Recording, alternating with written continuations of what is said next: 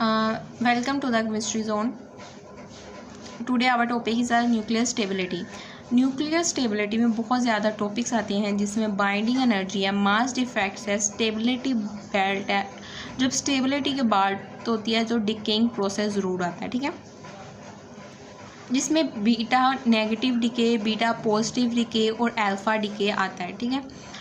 जो डिके इसलिए ज़रूरी है क्योंकि ऐसे एटम्स के आइसोटोप्स अपने आप को स्टेबलाइज्ड करने के लिए beta negative decay, beta positive decay, alpha decay, gamma decay energy release करके अपने आप को स्टेबलाइज्ड फॉर्म में कन्वर्ट करते हैं.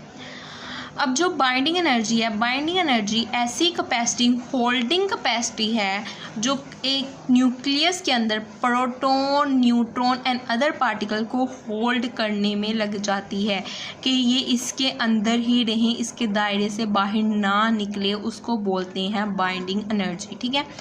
और बाइंडिंग एनर्जी दूसरी ऐसी एनर्जी है जिसमें हम खुद एनर्जी प्रोवाइड करते हैं ताकि न्यूक्लियस ब्रेक डाउन हो जाए और हमें न्यूट्रॉन, प्रोटॉन और अदर पार्टिकल्स हमें मिल जाए.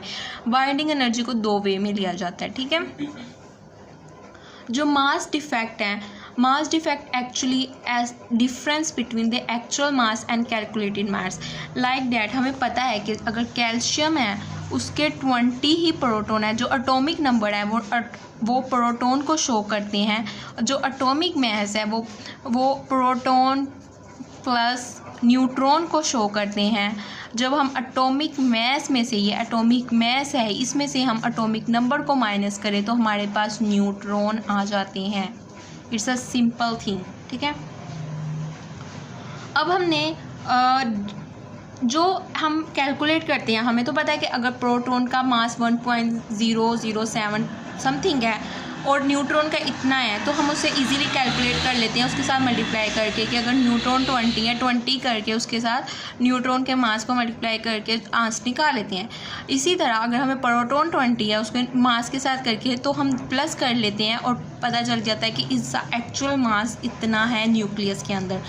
लेकिन जब हम उसको किसी चीज़ में मेजर करते हैं एटॉमिक मास तो कम आता है, क्योंकि जो मास की कम होने की वजह है ना वो ये है कि वो मास यूज़ हो रहा है एनर्जी के तौर पे उनको बाइंड रखने की फॉर्म में, ठीक है ना.